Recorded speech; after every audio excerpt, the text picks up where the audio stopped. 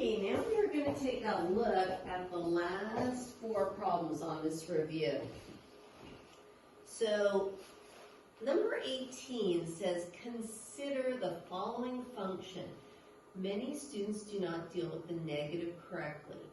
Complete the table and explain what you think the error might be. So hopefully we're all recognizing this has an A value of -1. If the A value is negative, right, it's like kind of the sad face, the frowning face. A -1 would go out 1, down 1, out 2, down 4. So this is what our parabola would look like. And y equals -x squared means negative of x times x. The common error that people might make is think it's going to be a -x times a -x and turn out to be positive, but these are not the same things, right? Negative x squared means negative x times x. Negative x, the quantity squared, means negative x times negative x. So all these values come out, to be negative. Negative of -2 squared is -4. Negative of -1 squared is -1. 0 squared is 0. So that was what hopefully you put for number 18. If we look at number 19, we were supposed to find the vertex of the x and y intercepts. So the y-intercept is pretty friendly. It's always going to be your c value if it's in standard form, right? It's when my x is 0, so it's going to lay on that y-axis. So when you put in x equals 0, you should have gotten -12. So your y-intercept is 0, -12. The x-intercepts are both the two values where the y value is 0, so it lays on the x-axis. So I think the easiest way to do is you can factor it, and you find then using zero product property, the two x's where the y value is going to equal 0 are going to be -6 and +2. So then the last thing, we've got our x-intercepts, we've got our y-intercepts. So to find our vertex, we say -b over 2a. So that's a -4 over 2 times 1. So it's a -2. So then I put in a -2 into this equation, and I get -2 times -2, that's a 4. 4 times -2 is -8, then -12. So we end up with -16. Okay, so my vertex is here at -2, -16 is my vertex. And it makes sense that it's negative because it's down here in quadrant 3. The challenge problems were optional, but I think it's not a bad thing to do them, to try them. I think you should.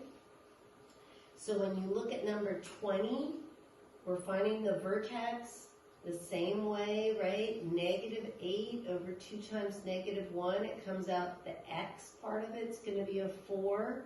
When I put the 4 in, I get my y value's a 1.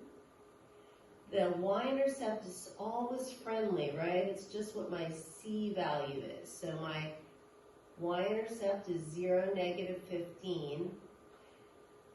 This has an a value of -1, so you actually could have just said, if I go out 1 and down 1, I'm going to find my x-intercepts. That would have been a perfectly fine way to do it.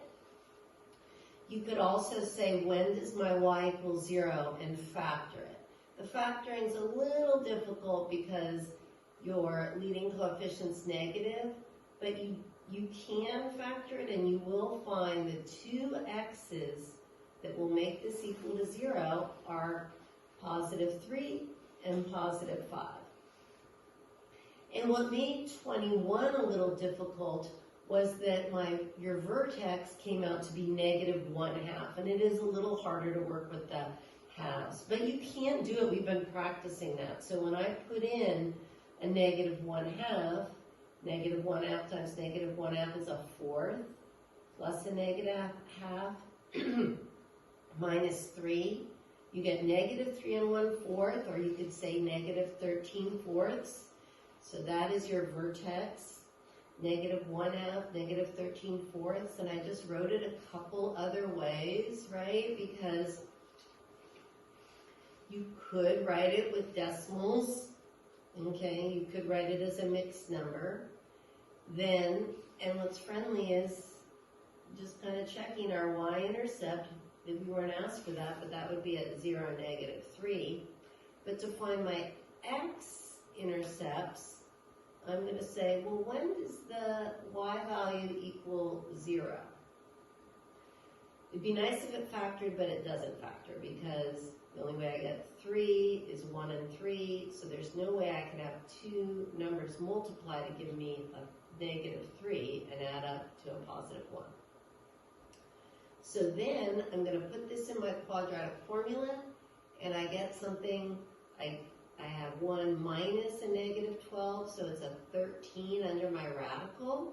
So I have negative 1 plus or minus the square root of 13 over 2. This is a perfectly great way to write this number. This is the exact way to write it. If you want to check it's in the right place, if you put in your calculator, right, what's the square root of 13?